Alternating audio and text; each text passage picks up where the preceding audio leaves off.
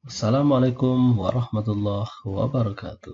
Berjumpa lagi dengan Pak Noh channel tutorial dan edukasi pengajar sambil belajar. Kali ini kita akan belajar tentang makna kemerdekaan, upaya mempertahankannya, serta mengembangkan kehidupan kebangsaan yang sejahtera.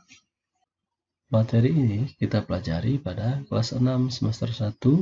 Jangan lupa tonton video ini sampai selesai.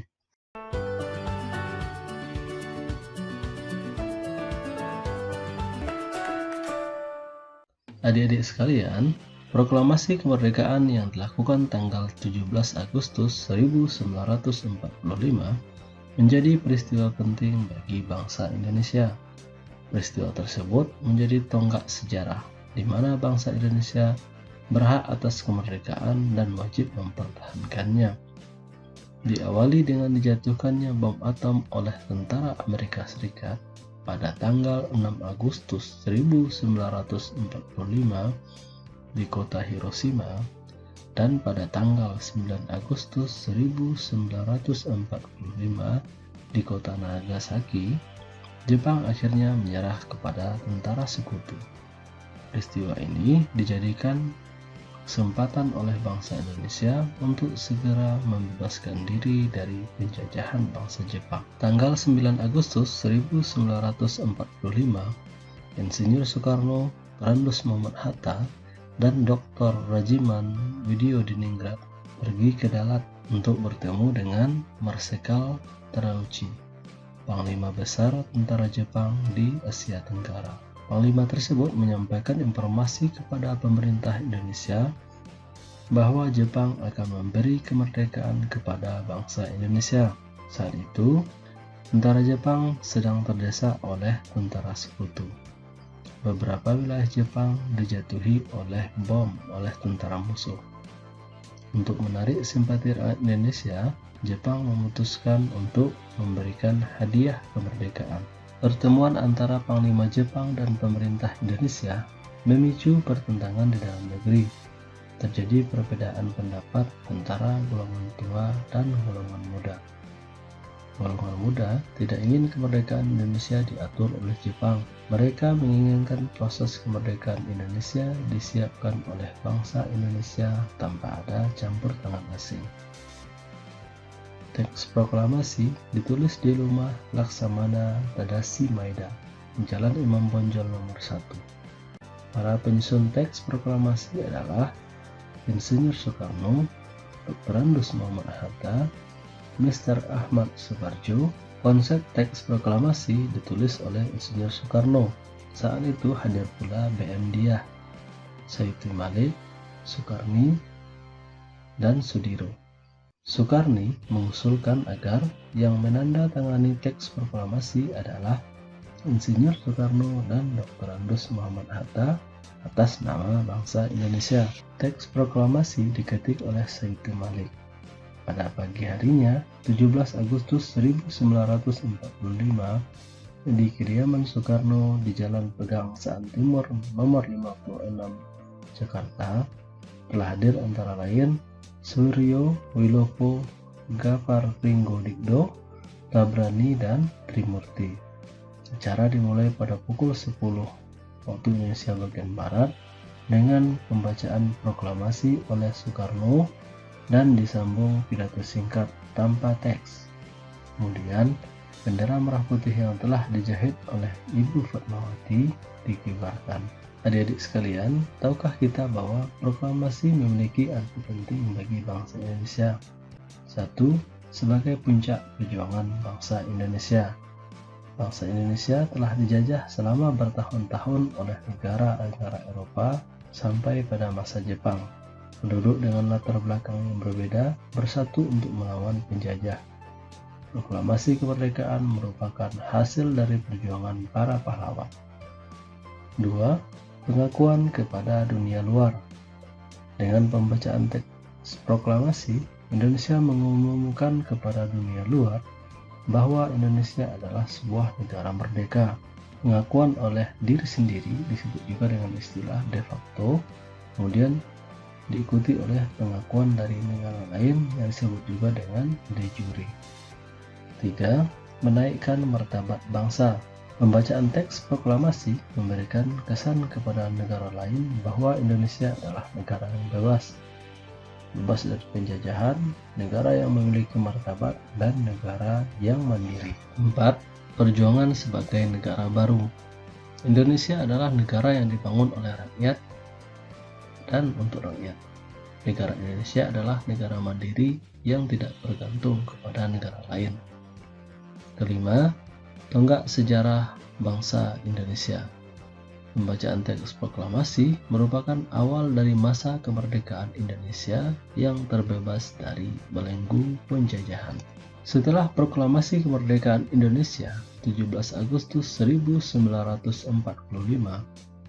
bangsa Indonesia ternyata masih terus berjuang mempertahankan kemerdekaan dari bangsa asing yang datang. Seperti dari pemerintahan Belanda, pasukan Belanda kembali datang ke tanah air.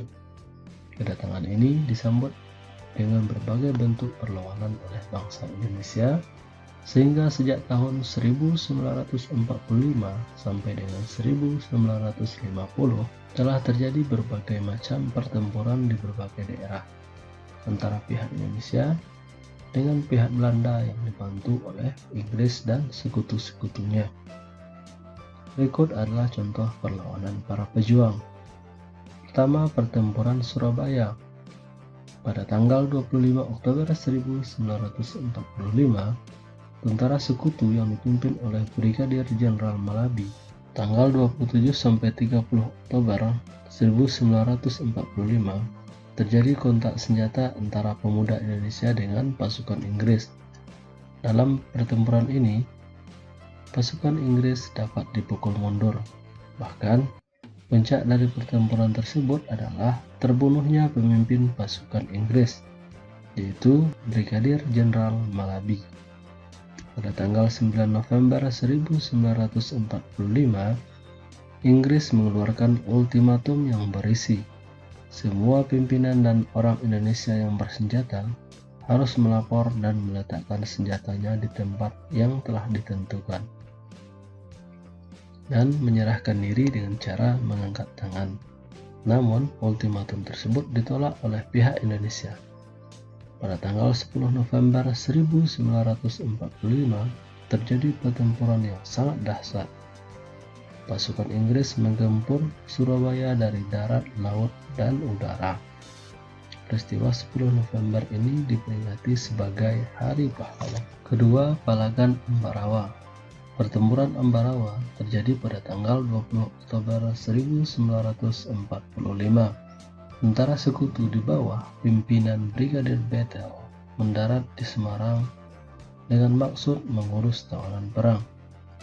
Kedatangan sekutu ini diboncengi oleh Nika yang merupakan tentara Belanda.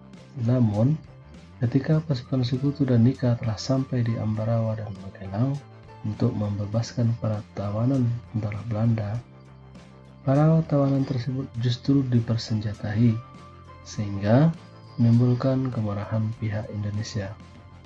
Pada tanggal 26 Oktober 1945 di kota Magelang terjadilah pertempuran antara pasukan Tentara Keamanan Rakyat atau TKR dengan pasukan gabungan Inggris dan tentara Belanda atau Nika. Insiden tersebut terhenti setelah Soekarno dan Brigadir Bethel melakukan perundingan dan memperoleh kata sepakat. Namun, ternyata pihak sekutu mengingkari janji. Pada tanggal 12 Desember 1945, pertempuran berkobar di Ambarawa.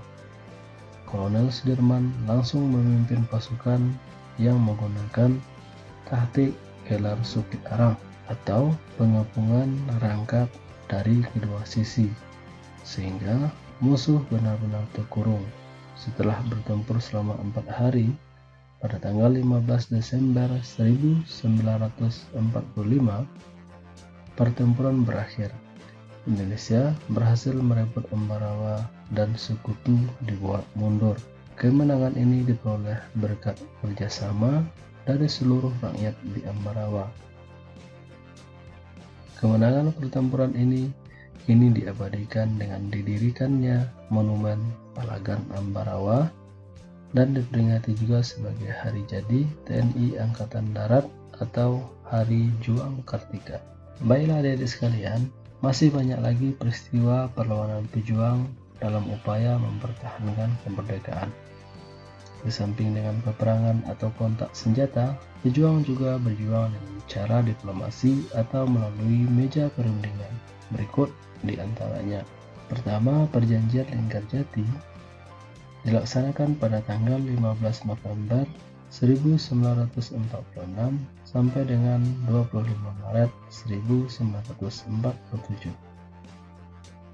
Kemudian, Perjanjian Renville berlaku dari tanggal 8 Desember 1947 sampai dengan 17 Januari 1948. Kemudian, Perjanjian Rompuyan 14 April 1949 sampai dengan 7 Mei 1949.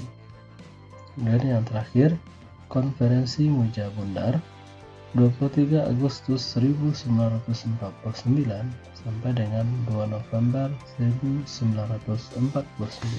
Kemudian, setelah bangsa Indonesia terbebas dari berbagai gangguan yang mengancam kemerdekaannya, maka tibalah waktunya untuk menata dan mengatur kehidupan negara yang maju dan sejahtera.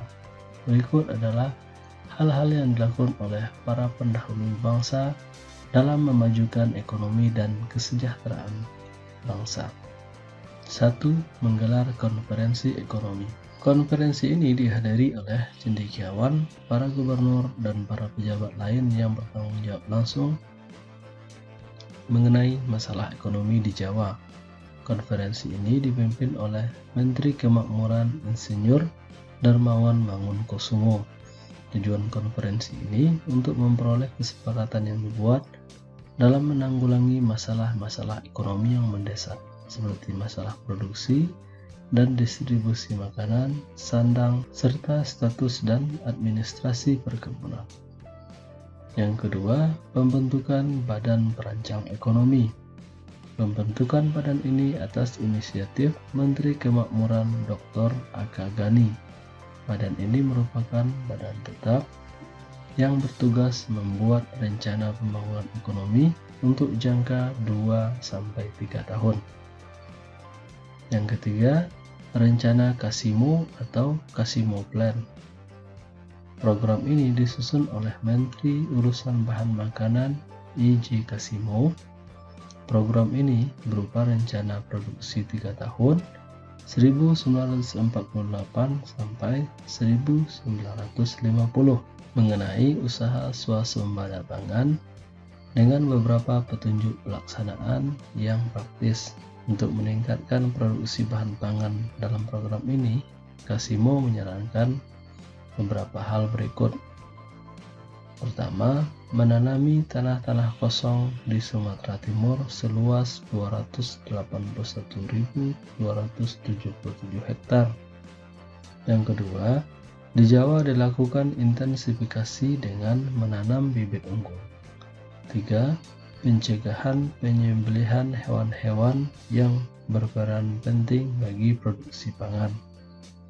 Kemudian, yang keempat, di setiap desa dibentuk kebun-kebun bibit. Kemudian yang terakhir, dilakukan upaya transmigrasi. Kemudian yang keempat, Persatuan Tenaga Ekonomi. Organisasi yang dipimpin oleh PR Motik ini bertujuan untuk menggiatkan kembali partisipasi pengusaha swasta. Dengan dibentuknya PTE atau Pusat Tenaga Ekonomi, diharapkan dapat melenyapkan individualisasi di kalangan organisasi pedagang, sehingga dapat memperkokoh ketahanan ekonomi bangsa Indonesia. Baiklah adik-adik sekalian, demikian video kita kali ini. Jika ada saran, kritik, dan sebagainya, silahkan ketikkan di kolom komentar. Mudah-mudahan bermanfaat. Mohon maaf atas segala kekurangan. Assalamualaikum warahmatullahi wabarakatuh.